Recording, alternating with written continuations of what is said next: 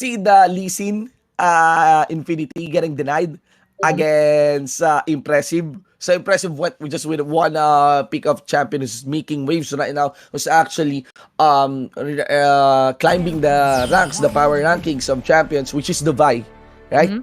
Yeah, absolutely. Actually, very interesting. I wasn't really expecting for Vi to be this powerhouse of a matchup, or in terms of their tournament champion type of rankings. And I think this is because of its potential to go for that secured first kill, secured one kill in terms of a fight up. And I think that is what makes Vi very strong, and its mobility as well, and even the AoE type of potential with his punches.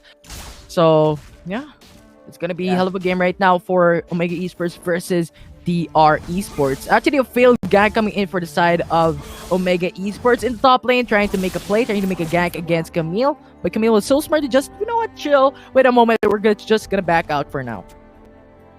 Yeah. Without that, if you're considering the first rotations, Infinity, well, always be just for scout, just for pressure. Yeah. Nothing really heavy, nothing nothing really committed onto dives. Just, you know, just get some free lucky hits, especially you're accounting for level 1 skills, right? Yeah. Right, so there is that. Yeah, although I think they've gotten the red buff, which is actually kind of big. Okay, good denial. Honestly, in terms of combat, the buff is not so big, but the best part here is you can easily predict the running rotations. If you get the red buff, you can actually limit the rotations of the jungler, because for the most part, if you get the red buff, then you should start doing your campaign on the blue buff side, right? Especially about the jungler with a just. But that will depend on how the lanes will also react. If you are, of course, eyeing that or predicting that the enemy jungler will be siding towards the blue buff, then you try to look onto the jungle side of the lane side of the red buff and see if they are responding. Then that means it is confirmed that probably they are on the blue. You can also cut off anyone who's coming from the lanes. So really, whenever you play Wildrift, very, very important that you are looking into the minimap.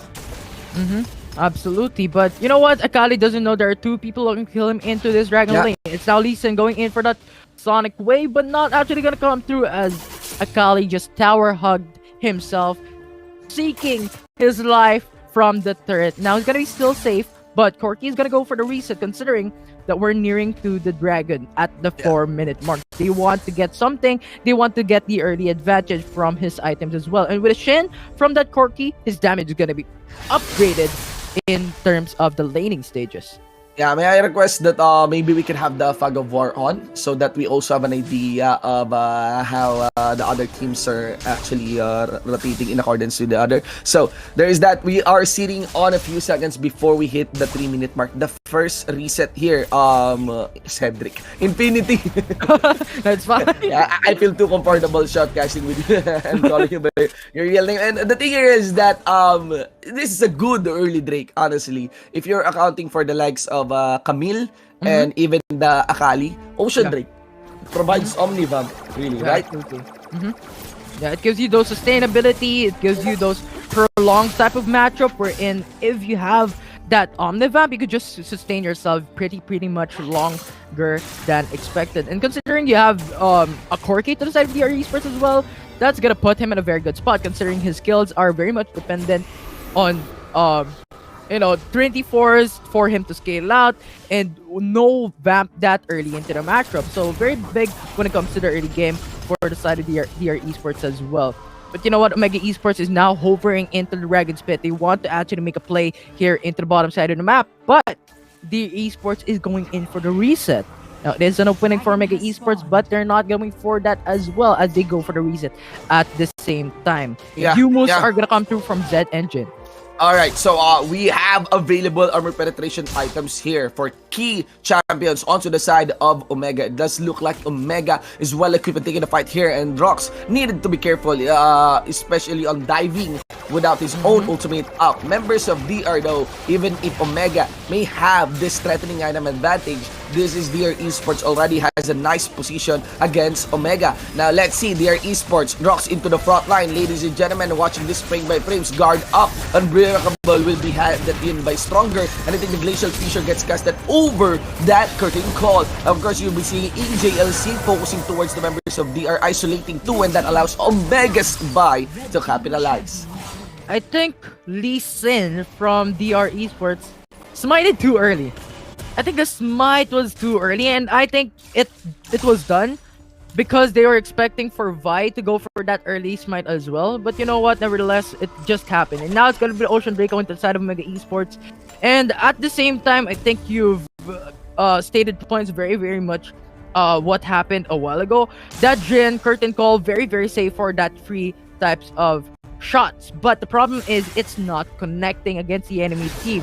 And you know what, with Corki in mind as well, you have the mobility, so it's not as much of a big deal for only 1 kill for the side of Omega Esports. But considering you have the first kill, the first blood, and even the Ocean Drake at the same time, it's now gonna put them at a 1.5k gold lead in this matchup. Yep. And well, it's just the early Drake. Anyway, it's just the early Drake.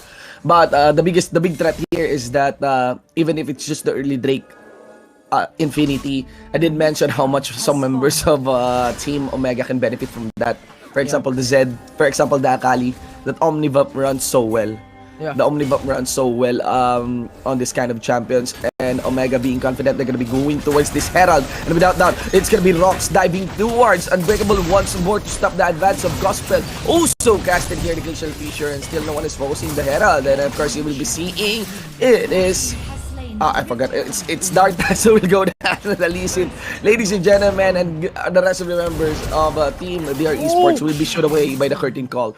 Yeah, Kali gets the slay on Gospel. That curtain call last shot on that Corki just placed him down to the ground at 1 HP for Omega Esports to just finish it all off. And Dragon, Rift Herald, early game, Omega Esports. These terms are synonymous right now in this running match. It's gonna be 3-1, but 6k gold lead already for the side of Omega Esports. But this is just coming through. This is just gonna be the early game, as the mid turret has now been opened up by Omega Esports against DR Esports as well. It's gonna be the map control right now in favor of Omega Esports. Now the question would be, how are they gonna utilize this advantage?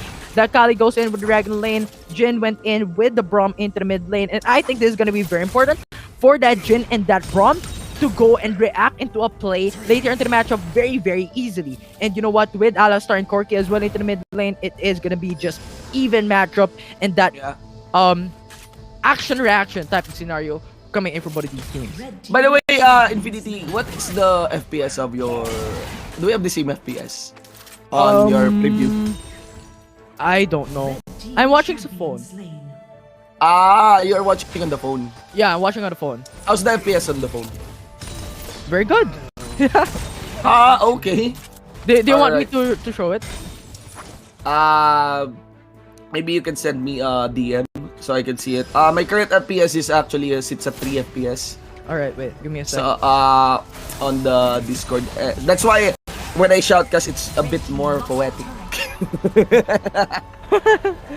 It's a bit slow. It's a bit slow, but nonetheless, cannot feel that Omega is now taking in the reins of this game, especially that the Herald of all in their favor, especially that they get their first Drake, they get the Herald. This is the first fight, honestly, of this game, and we're just a few seconds before heading into that Infernal bit. I think we are rolling already on that Infernal activity. Yeah, wait, I just disconnected from the game, so I really don't know what's happening right now.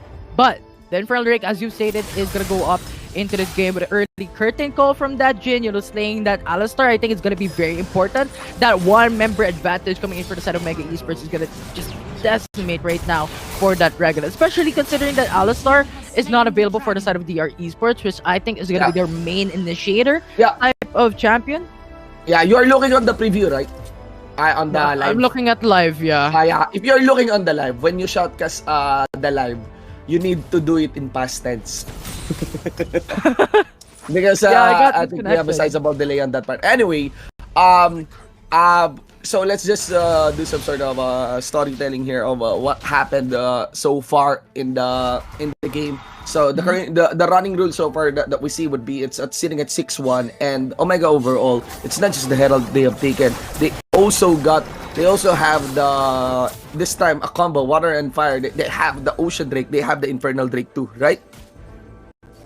Yeah, absolutely. Now, Infernal Ocean Drake going to the side of Mega Esports. Very, very big.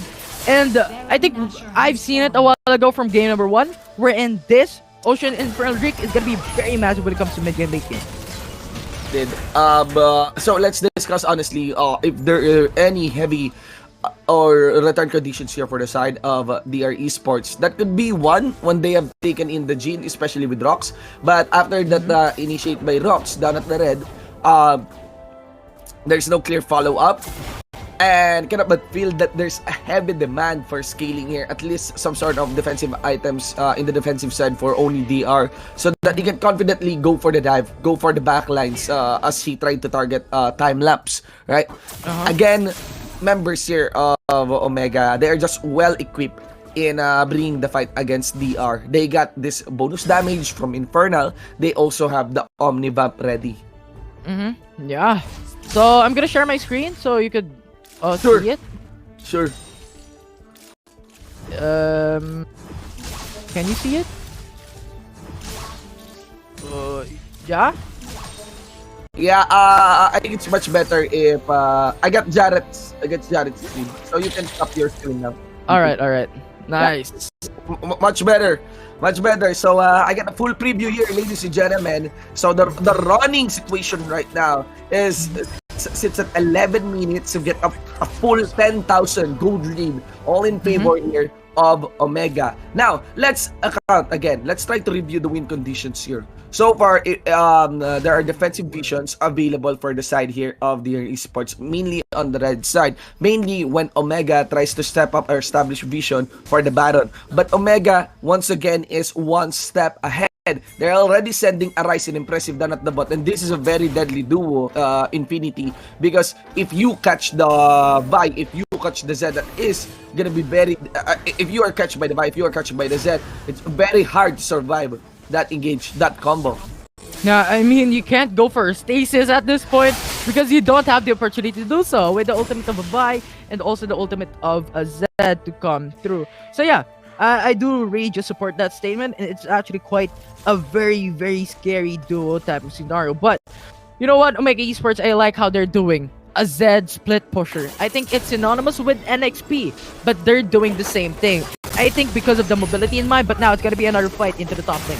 Breakable gets casted here, also with the Glacial Fissure, thanks to members. The follow-up is a bit late, but might be enough with the 5-point strike, bursting a lot of members here from DR Esports. Now Curtain Call is casted, Teleport comes in, Oni goes for the jump, next the Ultimatum, also onto the Braum, and I think that's it. The Stronger will land in, of course, a hook shot will allow for Oni to walk away, but not onto Vi. And Assault and Battery gets casted on top of the Stasis 1 and 2. I think that should be enough to kill Oriana too, and also with this special delivery, Gospel would think twice in diving in. Overall, it is Omega 3-4-1. I think the Hextech ultimatum from Camille wasn't necessary. I think what Camille was doing is trying to defend his teammates, right? But with the Hextech ultimatum, there was an opening for that curtain call to connect the Alistar, and that gave them not just 1 kill, but 2 kills instead. That's massive. So, yeah. That was a mistake. A mistake, again, let's, another way of positive scripting, a mistake, opportunity to capitalize by the enemy team. It was an opening. It was an opening. The thing here is that, can but feel that, without doubt, Omega's champions has a lot of capacity to dish out big damage against DR Esports. I think DR Esports need to be content with just one pick. Just one pick alone. I think that would work, right? So, thing here is Team DR Esports it's very difficult to actually pick one without having Omega trade that. If not for a kill, maybe for a turret. And so far, the looming turret trade that can happen will be the inhibitor. Maybe it won't be a trade, it would be a take. Completed by Arise, he will destroy the bottom lane inhibitor chariot. And of course, upon that reaction, late reaction by their Esports, Omega will now go for the Baron. And now they're taking it without any contest coming in from DR Esports. Now Lee Sin went in for the jump with a Sonic Wave. The Glacial Fissure is not going to connect, but they're going to get skill onto Lee Sin. Now it's going to be the Baron secured by the side of Omega Esports. Now they're going to be very dominating, sitting at an 18k gold lead. Man, that is very, very big. And actually, you have to account the threat that can be done in by JLC, because if Omega wants to finish this one, all they need to do is pull off a 1-3-1.